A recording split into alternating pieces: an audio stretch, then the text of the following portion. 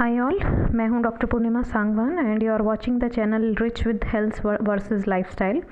So this is the third part of series of diabetes mellitus. In this we are going to discuss the pathology of diabetes in a very short duration, that is just in 10 minutes, and it will be very much quick. So without wasting the time, let's start the pathology of the diabetes mellitus. It is very needed to understand this because only basis of this we are going to understand this and we are going to treat the patient of diabetes very much easily.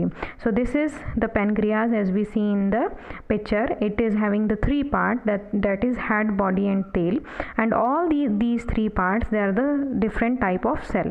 The main cells in these three parts, that is the islet of Langerhans, and there are the four type of islet of Langerhans cells, that is beta cell, alpha cell, delta cell and PP cell. And these four type of cell cover the different part of pancreas, and they are secreting four main hormones which are help to metabolism of carbohydrate, fat and protein. So the first cell, that is beta cell, it is at the tail. In this hormone what happen, it secretes the insulin hormone, and this beta cell cover the 60% of islet of cells. And next cell is alpha cell, that is found at the outer rim of cortex, and it cover the 25% of islet cells, and it going to secrete the hormone, that is glucagon. Next is delta, that is somatostatin hormone, that is another hormone. And next is PP, that is pancreatic polypeptide, that is found in the cell head to tail. So in this picture we are seeing in diagrammatic presentation the same thing which I told you in the previous video. So here are the three hormones which are responsible in the diabetes. That is, first is insulin, it is responsible in huge amount. Then second is glucagon, and third is somatostatin hormone.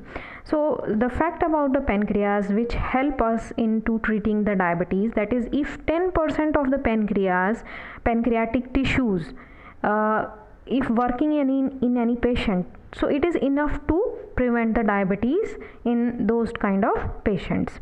So now we are seeing we are eating the food, okay, in the form of carbohydrate, in the form of protein, in the form of fat, in the form of vitamin, minerals and everything. In whole day we are eating the food in these form, and on these food items like carbohydrate, fat and protein, these three hormones work: insulin, glucagon and somatostatin is a hormone which work on insulin and glucagon to make the synchronization, because our body and brain, they both need energy in form of glucose, that is in form of carbohydrates. So if we see in the brain, we take one example, that is brain. So in a whole day, brain requires 6 gram of glucose per hour. So in 24 hours multiply by 6, that is 134 gram per day brain require the glucose for the normal functioning. So here we will see the metabolism one by one by these hormones. So the first one is carbohydrate metabolism. As we in the seeing in this slide, if suppose glucose get very much high in blood, so what will happen? Insulin starts secretion by the pancreas, and this glucose enter into the cells and start converting into the glycogen, and this process is called as the glycogenesis in the presence of insulin hormone.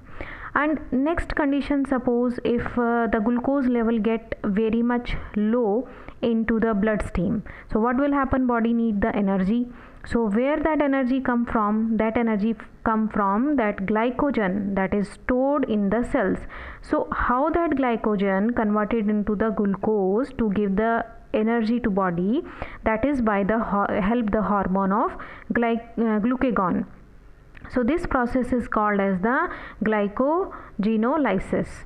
So this full synchronization take place with the help of hormone, that is somatostatin hormone, that is also secreted by the pancreas that I told you earlier. So this full is the metabolism of carbohydrate, that is the glucose, that occur in liver cell and elsewhere different cell of the body with the help of insulin and glucagon hormone. Hope you understand this.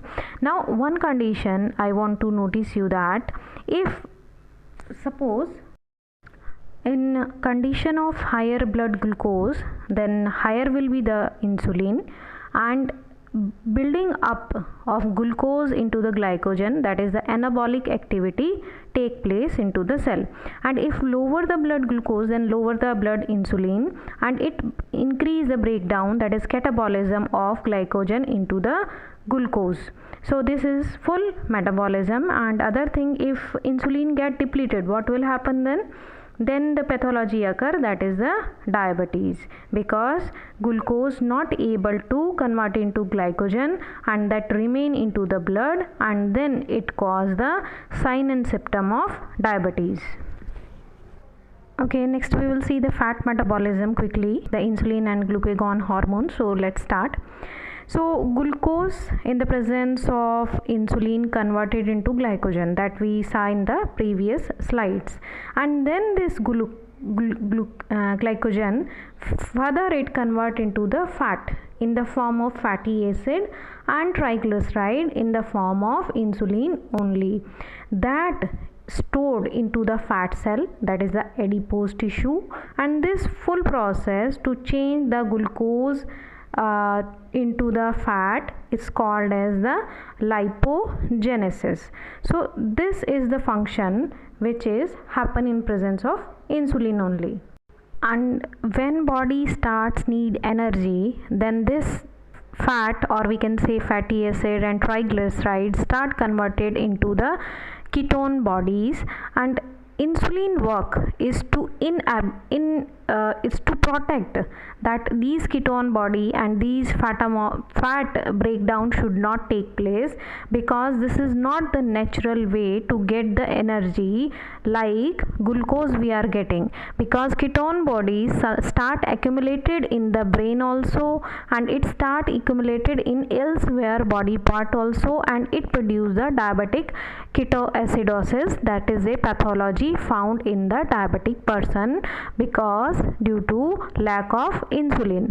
And another hormone, that is glucagon, that is also responsible to fat breakdown. If insulin produces less, then what will happen? The glucagon also producing in the similar amount, then this glucagon start increasing the fat metabolism and fat breakdown into the ketone bodies to produce the or to give the energy to the body, because in insulin absence glucose is not able to convert into the glycogen and it remain into the blood only, and cell get means exhausted due to lack of energy. So this is the full fat metabolism occur in our body.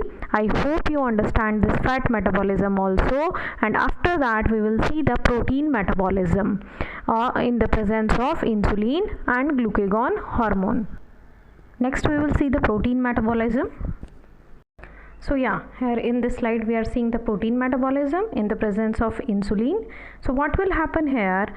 Increase protein formation means insulin help to increase the protein formation and stimulates the amino acids entry into the cells, and it also prevent the breakdown of the protein as it prevent the breakdown of fat, and it also prevent the release of amino acids from the cell, because these fat, carbohydrate and protein, these both are the energy sources, but best one is only the carbohydrate, not the fat and the protein.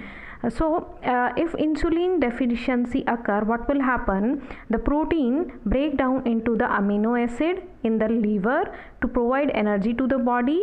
Similarly, how fat break down into the ketone bodies. So So here what will again happen, that amino acid change into the glucose to provide energy to body, and this process is called as the glucogenosis. In this full process, nitrogen start producing, because protein it's made of nitrogen gas.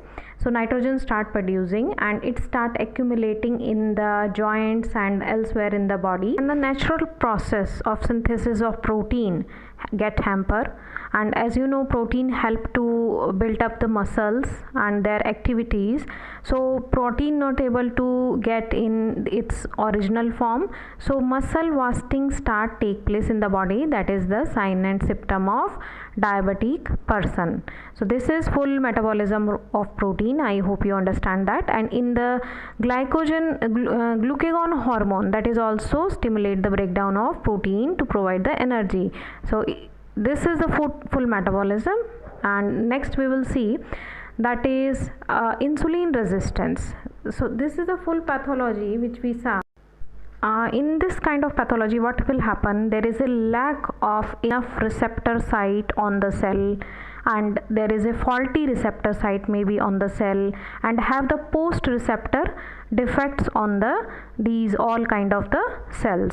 And next one is insulin, it may be released on the time, but due to receptor defect it not able to reach on the cells on time, and able to change the glucose into the glycogen. So this is the full pathology which we saw just in the 10 minutes. Hope you like this video. Please like, share and comment on this diabetic session. Thank you so much. All the references which I took for this video are from the good author book, and that I am going to give you from the next video. Thank you.